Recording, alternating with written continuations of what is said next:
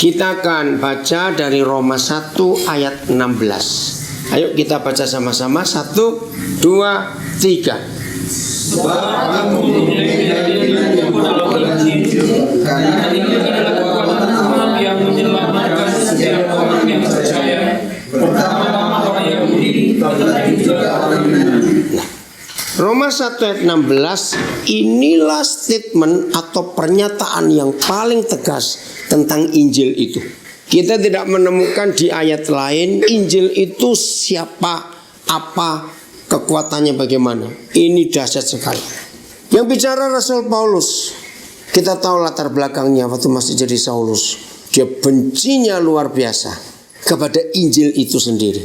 Sampai sejarah mencatat gara-gara kebenciannya pada Injil, Stefanus mati atas perintah dia. Nah, suatu hari Injil itu menemui dia. Lalu hidupnya berubah total, betul-betul berbalik total. Nah, setelah dia berjumpa dengan Injil itu dan dia merasakan dahsyatnya Injil itu, maka kalau dia ngomong seperti itu benar atau tidak pengalaman dia? Injil itu kekuatan, kuasa, otoritas. Wah, sulit kita menggambarkan apa yang dimaksud kekuatan, kuasa. Sulit, tapi itu luar biasa. Karena Paulus ngalami bagaimana dia bencinya luar biasa kepada Injil. Tiba-tiba dia jadi pelayan Injil itu. Bahkan kita tahu radikal hidupnya luar biasa. Kalau kita baca di kitab Galatia pasal 1, nanti di rumah masing-masing dituliskan, aku perlu waktu 3 tahun lebih. Dia sembunyi di tanah Arab. Untuk apa? Karena dia perang dengan batinnya sendiri. Bayangkan, dari pembenci, dari musuh, dia harus merubah hidupnya untuk menjadi pelayan Injil itu ya. Orang yang punya kepribadian seperti Paulus, artinya teguh, konsekuen, sulit buat dia. Kalau istilah kita dalam bahasa Indonesia, itu menjilat ludahnya sendiri. Sulit buat dia. Maka itu dia perlu waktu sampai 3 tahun lebih untuk menenangkan pikirannya. Betul tidak keputusanku ini? Salah atau tidak? Karena radikal sekali. Nah, pokoknya bagian ini saya ingin masing-masing kita itu menggambarkan. Kalau kita Saulus yang tadinya benci, memusuhi, tapi ketika yang dibenci dan dimusuhi itu menemui secara pribadi, dan bukan orang lain yang menemuinya, tapi Injil itu sendiri, dan dia tahu ini kebenaran, tapi hatinya, masa lalunya nggak bisa terima, betul tidak? Ayo, kalau dia orang yang sangat-sangat konsekuen, orang yang punya kepribadian teguh, dia malu dengan orang lain. Nanti orang ngomong apa? Kalau aku tadinya memusuhi, sekarang aku melayani. Ngerti ya maksud saya? Nah, tolong temukan sikap ini di hati kita masing-masing. Kalau kita ini Paulus, kita ini bagaimana? Sulit sekali. Maka itu perlu waktu 3 tahun lebih hanya untuk meyakinkan dirinya bahwa ini tidak salah. Dan itu gak main-main. Itu pergumulan yang berat sekali. Saudara, hidup Paulus mengalami perubahan yang drastis karena kekuatan Injil itu. Apa salah satu contoh yang paling drastis? Nah, coba saudara-saudara sebagai anak-anak Tuhan yang karena Injil itu kita pun diselamatkan, temukan. Karena kalau saudara belum menemukan hal ini, titik ini, maka sulit sekali. Begini maksud saya. Bayangkan, dari pembenci, ya, ingat, pembenci, musuh Injil. Perjanjian baru itu ada 27 kitab. Kalau kita hitung dari Matius sampai Wahyu, itu 27 kitab. 14 itu dari Roma sampai Ibrani, itu tulisan Paulus. Berarti lebih dari 50%. Betul? Nah, itu kan radikal betul. Dari pembenci Injil, dari musuh Injil, bisa nulis lebih dari 50% isi Injil itu. Saya harap saudara menemukan sesuatu ini. Betul gak? Ini hebat sekali. Ada penulis lain. Ada Yohanes, betul? Ada Petrus, ada Yakobus. Nah, saya sebutkan 3 ini. Masih ingat 3 orang ini, murid ini? Petrus, Yakobus, Yohanes. Dari 12 murid, ya kalau istilah sekarang, Ini intinya, ini ring satunya Tuhan Yesus. Maka itu kemana saja Tuhan Yesus pergi, yang 9 boleh tinggal, yang 3 ini tidak. Betul enggak? Itu diajak terus. Bahkan 3 murid ini yang melihat langsung semua mujizat yang Tuhan Yesus buat. Semua. Jadi tidak ada satupun dari mujizat Tuhan Yesus yang 3 murid ini gak lihat. Petrus, Yohanes, Yakobus. Tapi lihat, mereka nulis berapa kitab. Yakobus berapa kitab? Cuma 1. Yohanes masih lumayan. Ada Injil, ada 3 surat. Pewahyuan dia juga nulis tapi bukan dari dia. Masih lumayan. Petrus berapa surat yang dia tulis? 2. Petrus hanya menulis 2 surat. 1 Petrus dan 2 Petrus. Saya harap perbandingan ini menyadarkan setiap kita. Yang paling dekat dengan Tuhan Yesus, dekat sekali. Petrus, Yohanes, Yakobus itu dekat sekali dengan Tuhan Yesus. Dan setiap mujizat yang ada, Tuhan Yesus pasti ajak 3 orang ini. Tapi nulis suratnya sedikit sekali. Paulus sendiri nulis berapa surat? 14. Lebih dari separuh. Injil, kitab Perjanjian Baru terdiri dari 27 kitab. Paulus menulis 14. Muncul apa pertanyaan di hidup saudara? Harusnya muncul begini. Dari mana dia dapat bahan-bahan itu semua? Dia gak pernah ketemu Tuhan Yesus. Betul? Tapi yang ketemu Yesus langsung dan tiap hari jadi murid, Petrus, Yohanes, Yakobus. Cuma dikit. Ya, saya ulangi lagi, saya harap dengan fakta-fakta ini semua kita, khususnya panitia, untuk mensyukuri Injil masuk ke tanah Papua 162 tahun yang lalu, saudara harus betul-betul sadar.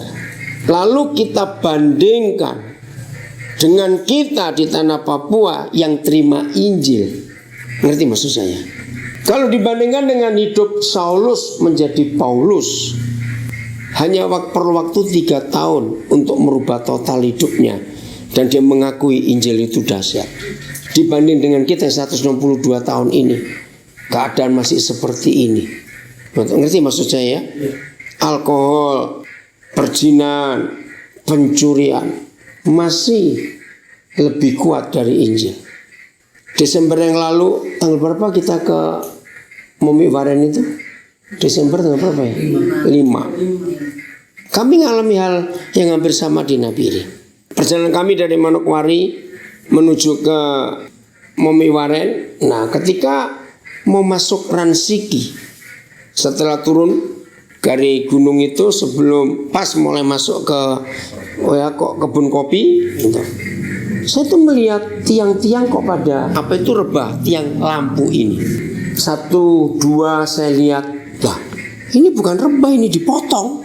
Terus saya tanya salah satu yang dekat saya di depan, kenapa itu kok dipotong? Wih, dia tertawa.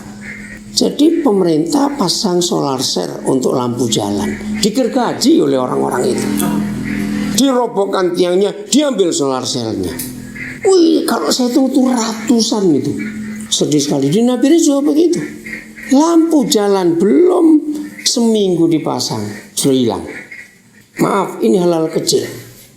Berarti Injil belum bekerja di Papua. Maka itu kalau kita hanya sekedar rame-rame merayakan, mensyukuri pesta pora, habisin uang sampai miliaran rupiah, untuk apa? Kalau Injil itu belum mampu merubah kita. Ayo kita semua yang tinggal di tanah Papua, walaupun sebagian kita bukan orang Papua, mengajak semua kita untuk menyadari kalau seorang Saulus yang pembenci dan musuh Injil bisa berubah jadi pelayan Injil. Nah, ayo kita tanya dengan hidup kita yang di tanah Papua yang 162 tahun ini kita ngalami Injil ini. Ngerti ya perbandingannya? Nah, berarti ada yang salah dalam hidup kita. Di mana kekuatan Injil itu? Ayo kita baca lagi Roma 1 ayat 16. Supaya baru datang juga tahu Roma 1:16. Ayo kita baca sama-sama. Supaya kalau kita mensyukuri untuk tahun ini 162 tahun, ada dampak yang harus terjadi. 1, 2, 3.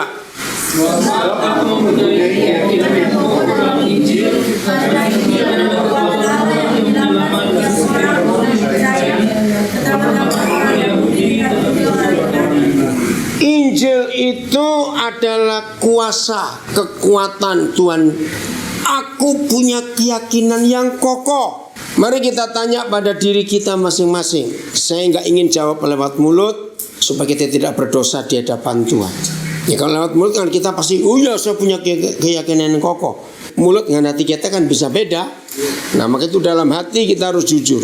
Apakah dengan sungguh-sungguh sampai hari ini kita masing-masing berani berkata seperti yang sama Paulus berkata, aku mempunyai keyakinan yang kokoh tentang Injil itu, bahwa Injil itu adalah kuasa, kekuatan, otoritas Tuhan yang mampu merubah, menyelamatkan, memulihkan, menebus hidup semua orang. Pertama-tama orang Yahudi jelas, baru orang Yunani, itulah bangsa kafir, termasuk kita tadinya. Nah saudara, kalau kita jujur dalam hati menjawab, aduh aku belum punya keyakinan seperti itu, maka masih ada kesempatan untuk sisa hari ini yang masih ada. Kita minta Roh Kudus untuk memberikan kita konsep keyakinan yang kokoh tentang Injil itu. Amin. Harus. Sampai berapa jauh Injil itu merubah hidup kita, seberapa jauh Injil itu bekerja di hidup kita. Nah setelah kita punya keyakinan ini, maka harus lanjut keyakinan yang berikut. Apa itu? Ini yang penting.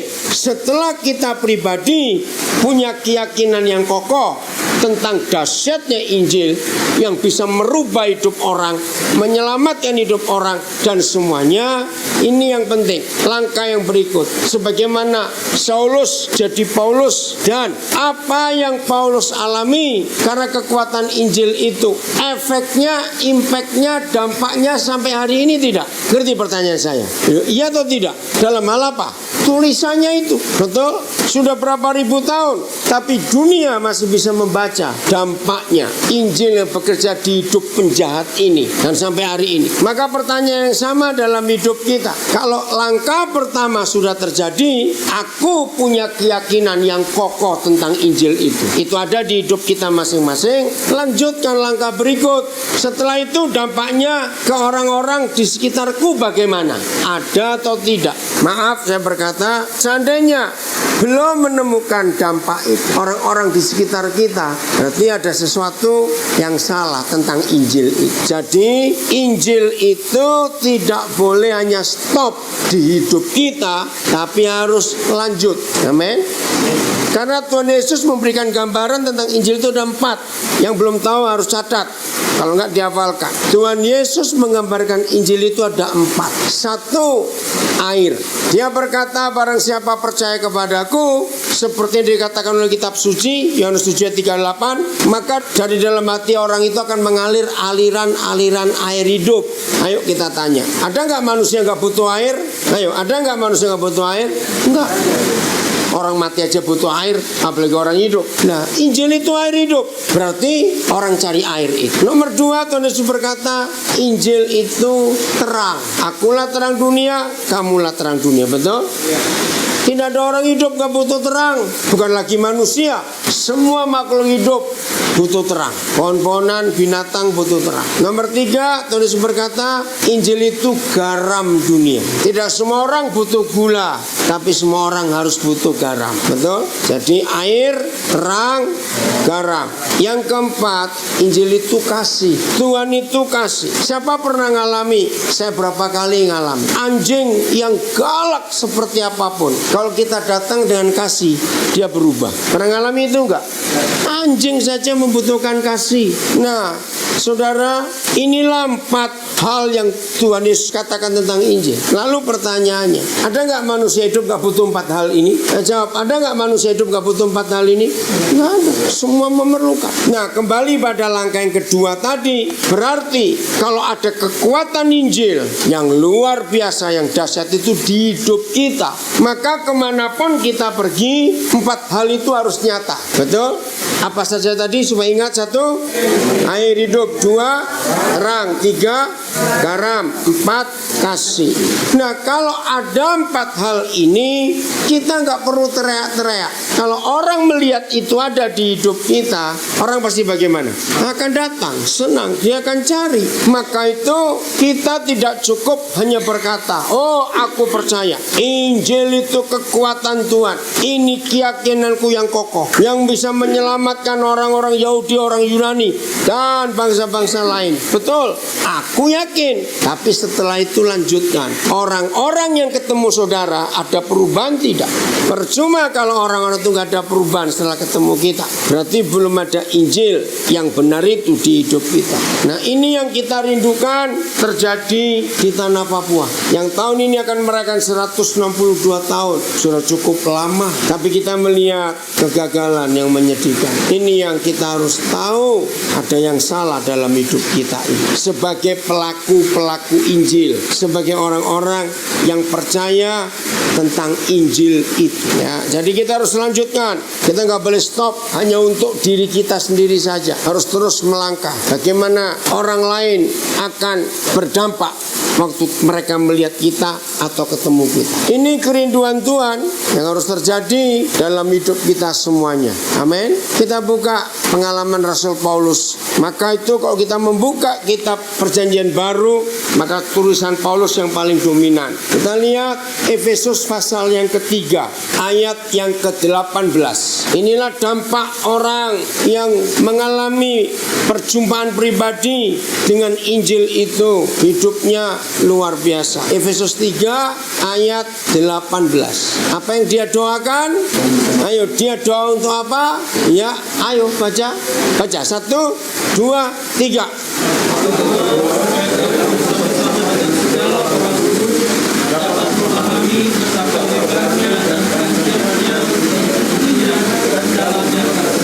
Nah, hampir tidak pernah kita dengar ada doa di gereja, yaitu doa untuk kita dapat memahami kasih yang begitu panjang, begitu dalam, begitu lebar, begitu tinggi. Doa-doa kita hari-hari, doa berkati aku Tuhan, sembuhkan aku, tolong anakku, pekerjaanku, ini masalahku. Betul? Hari-hari doa kita seperti itu. Maka itu saya katakan hampir kita nggak pernah dengar ada anak Tuhan berdoa tentang ini. Berdoa supaya kita bersama-sama dengan semua orang-orang kudus bisa memahami kasih itu. Nah, kalau kasih itu untuk dapat kita pahami harus didoakan. Berarti memahami kasih itu sulit atau mudah? Jawab, sulit atau mudah? Sulit. Maka itu perlu didoakan. Dan faktanya sulit. Ayo jujur ya, lagi sekali dalam hati saja. Jangan jawab lewat mulut kita supaya kita nggak berdosa kepada Tuhan. Mengapa? Untuk dapat memahami kasih Tuhan kita yang begitu dalam, begitu lebar, begitu tinggi, begitu panjangnya, artinya luasnya sulit dipahami. Itu harus didoakan. Lihat contoh satu ini. Mudah atau sulit kita menerima orang yang menjengkelkan kita? Ayo jawab cepat.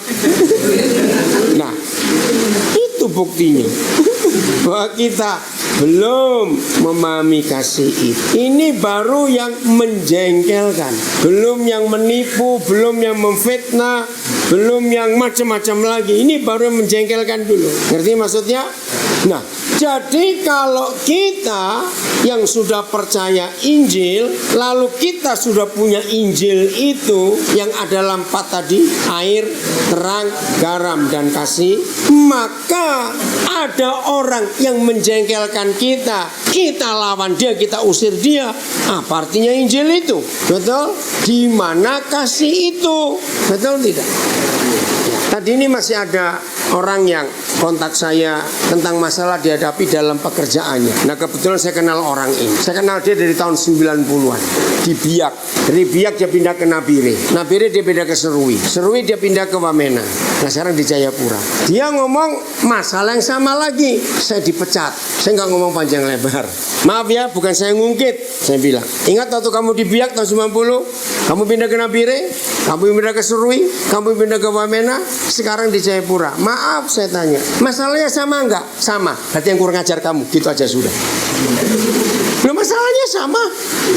Kalau kamu berani nyalakan orang lagi, saya bilang lebih baik kamu mati. Saya pernah bikin repot orang. Saya bilang anakmu sudah besar-besar, terus hidup begini terus mau jadi apa? Loh, betul tidak, Saudara? Nah, kalau semua orang dianggap salah, lalu kamu ini apa? Saya tanya begitu. Akhirnya dia telepon saya tertawa. Gak usah tertawa, saya bilang kamu bikin repot aku saja. Nah, betul tidak? Harusnya sadarnya begitu. Maka itu jangan cerita, aduh aku sudah kerja di sana begitu, saya situ begitu. Nah, kalau masalahnya sama, lalu semua orang kita anggap salah, yang salah jadinya siapa? Ngerti ya contoh ini? Maka itu kasih itu harus kita minta didoakan supaya kita bisa memahami begitu luasnya, begitu dalam, tinggi, lebar, dan panjangnya kasih itu. Jadi jangan Injil itu hanya bekerja di hidup kita.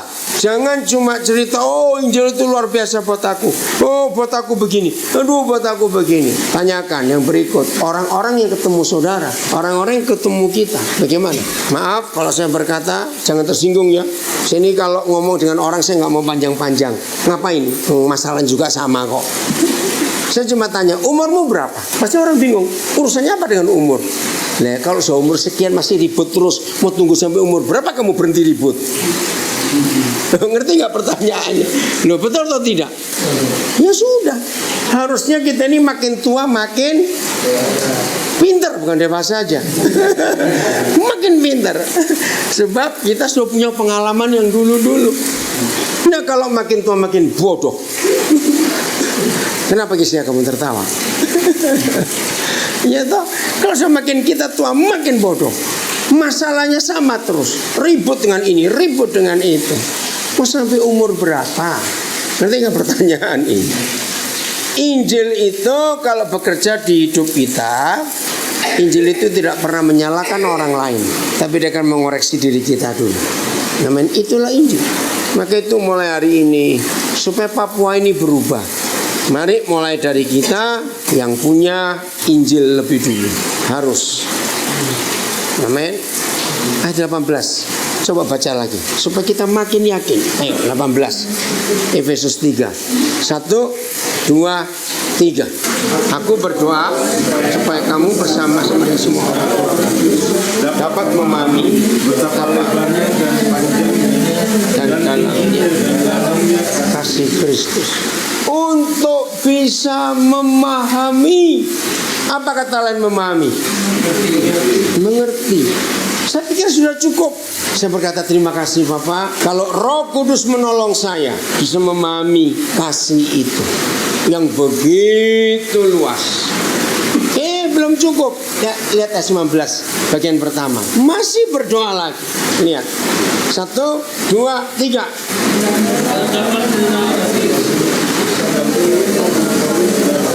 Ya stop. Masih didoakan dan dapat mengenal kasih itu meskipun melampaui segala pengetahuan kita. Berarti makin jelas nggak bahwa Injil itu, kasih itu nggak cukup hanya dipahami, tapi harus mengenal. Nah, kalau memahami tadi hanya mengerti, betul, masih dangkal, harus sampai mengenal. Wah, ini luar biasa. Mengenal, memahami itu tahu, tapi mengenal itu lebih dalam lagi. Kita tahu presiden kita bukan Joko Widodo. Kenal nggak? Enggak, tahu sih tahu, tapi nggak kenal. Nah, maka itu kalau hanya memahami saja nggak cukup ternyata. Harus sampai mengenal. Walaupun kasih itu melampaui segala pengetahuan kita. Jadi otak kita nggak akan jangkau. Maka itu saya ulang lagi. Dengan konsep ini saya sangat mudah mengenali seseorang. Ya, sangat mudah. Gimana mudahnya? Maaf, jangan ada yang tersinggung kalau saya ngomong ini. Orang yang sering cerita masalahnya dengan orang lain, tersinggung, salah paham, kenapa dia ngomong begitu, kenapa dia begini. Nah, setelah saya kenal firman ini, harus ngakui yang salah orang itu atau orang lain. Ayo, setelah kita kenal firman ini, orang itu bukan orang lain. Betul tidak?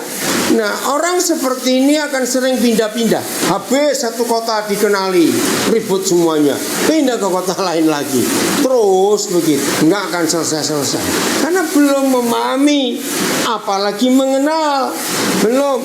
Nah, untuk itu kita harus betul-betul mau mengerti hal doa ini tadi. Sangat hebat. Didoakan untuk bisa memahami, untuk bisa mengerti. Makasih Sandra. Hujanan. Ya, udah biarin. Kamu masuk dulu, Sandra. Pindahin sandal, enggak basah. Jadi jangan puas kalau kita sudah bisa memahami kasih yang sudah dipahami, karena Tuhan ingin kita sampai apa? Mengenal, walaupun melampaui segala pengetahuan kita. Saya harap sambil kita mendengar kebenaran ini, mari masing-masing kita jujur. Maaf ya, maaf. Dalam hati masing-masing, saya tutup mata supaya nggak lihat. Dalam hati kita masing-masing masih ada berapa koleksi musuh yang kau simpan? Awas. Ada nggak orang punya koleksi musuh? Lu ada tidak? Saya tanya kok, coba jawab. Ada tidak? Nah, buang. Koleksi emas boleh. Jangan koleksi musuh. Maka kasih itu nggak akan bekerja dengan baik. Sampai di kata mengenal, itu kesimpulannya sederhana. Maka orang yang sudah mengenal kasih itu, dia tidak akan pernah bisa menyalahkan orang lain. Renungkan kalimatnya. Jadi kalau saya balik, Tuhan tidak melihat berapa puluh tahun kita jadi Kristen. Tuhan tidak menilai pelayanan kita sudah berapa tahun. Tidak. Yang Tuhan nilai adalah, masih ada nggak orang yang kamu salahkan dalam hidupmu? Itu yang penting. Berarti kalau kita masih bisa menyalahkan orang yang kita anggap salah, berarti kita belum menang. Maaf, cuma cerita. Jadi pagi ketika dapat pengumuman kapal 1 jam lagi sandar. Nah, ada orang di rumah sakit Nabire, hari ini harus keluar, tapi uangnya kurang. Nah, saya di atas kapal, gimana mau nolong dia? Kurang 840.000. Nah, terus saya ingat seseorang Nabire, saya bilang tolong pinjam dulu, kirim 1 juta. Saya nggak mau kirim pas 840.000, nanggung sekali gitu, dalam 1 juta. Nah, saya nggak tahu siapa yang dengar waktu saya lagi urusan duit ini, ya kan kami berdelapan. Oh ya, saya belum kenalkan dengan ini. Nah, dari kami berdelapan, kira-kira 5 orang itu tahu. Ini orang ini berapa waktu yang lalu itu ngancam mau bunuh saya, mau bunuh istri saya. Dia maki-maki, marah-marah luar biasa. Saya diamkan aja. Saya bilang lagi mabuk gitu aja sih. Nah ini, dah, dia bilang dikirimin duit. Loh ya memang lagi butuh duit. Dan mereka bilang, loh itu yang mau bunuh. Ah itu gak ada urusan, itu belum. Saya bilang. Nah, Senin malam saya jenguk dia di rumah sakit. Senin malam ya. Dokter bilang paru-parunya bocor, gulanya tinggi sampai matanya kabur. Ya saya doakan. Saudara, saya cuma cerita ini kemuliaan buat Tuhan. Buat saya, dia bilang mau bunuh, ancamannya ngeri loh. Dia bilang besok lihat jam 10 ya, mati kamu. Saya diam saja, saya nggak panik. Itu berkali-kali, nggak cuma sekali, 2 kali, berkali-kali. Dan puji Tuhan yang tahu bukan cuma saya. Dia mau bunuh orang kok cerita ke orang lain, kan goblok ini orang. Ya udah biarin aja. Jadi waktu dia nggak bisa keluar rumah sakit yang namanya kurang, saya kirim duit. Mau bagaimana lagi? Ya, maka itu ingat ini, kasih itu nggak boleh cukup stop hanya untuk diri kita, amin. Harus kita lanjutkan ke yang lain, harus kita bantu. Nah, saya pikir hanya mengenal sudah cukup, ternyata belum. Lihat kalimat berikut, masih ayat 19. Apa yang Paulus tuliskan setelah kata melampaui segala pengetahuan? Baca 1, 2, 3. Berdoa supaya kamu dipenuhi di dalam seluruh penubuhan Allah. Dan aku berdoa, ini didoakan lagi, supaya kamu dipenuhi dalam seluruh kepenuhan Tuhan. Nah, menurut 1 Yohanes 4 ayat 8, kasih itu siapa? Tuhan. Tuhan itu kasih, betul? Nah, kalau Paulus berdoa supaya kita dipenuhi dalam seluruh kepenuhan Tuhan, berarti Paulus berdoa supaya kita dipenuhi dengan kasih. Wah, di situ saya minta pada Roh Kudus menerangkan. Kenapa ada 3 hal? Memahami, mengenal, dan dipenuhi. Apa bedanya lagi? Saya pikir kalau sudah mengenal sudah cukup. Sudah hebat bukan? Ternyata belum. Belum sampai ke dalam. Ketika saya lagi merenung, nggak ketemu jawabannya. Tiba-tiba di benak saya Roh Kudus beri saya pertanyaan begini. Dengar ya. Daniel, apa bedanya orang berenang dan orang tenggelam? Saya jadi bingung. Saya tanya, Bapak, apa bedanya memahami, mengenal, sampai dipenuhi? Tapi jawabannya, apa bedanya orang berenang dan orang tenggelam? Nah, kalau saya lemparkan kepada saudara, siapa bisa jawab? Apa bedanya orang tenggelam dan orang berenang? Saya juga nggak ngerti. Oke, supaya lebih cepat, Tuhan begini maksudnya. Kalau air itu adalah kasih itu, jadi bedanya orang Kristen yang tahu Injil, memahami Injil, sampai mengenal Injil, sampai dipenuhi di dalam Injil atau dalam kasih itu, posisinya di sini, tenggelam atau berenang. Ayo. Ya, makanya itu saya tanya, kalau berenang bagaimana? Apanya yang di luar? Ayo, betul di luar. Apa yang di luar kalau berenang? Betul, ayo teruskan. Kalau berenang itu di luar, apa yang di luar? Bukan, bukan ayo, hampir betul. Nah, ini mikir. Ini kan pertanyaan anak TK, tapi sulit di otak kita ini. Betul, ada yang di luar kalau berenang.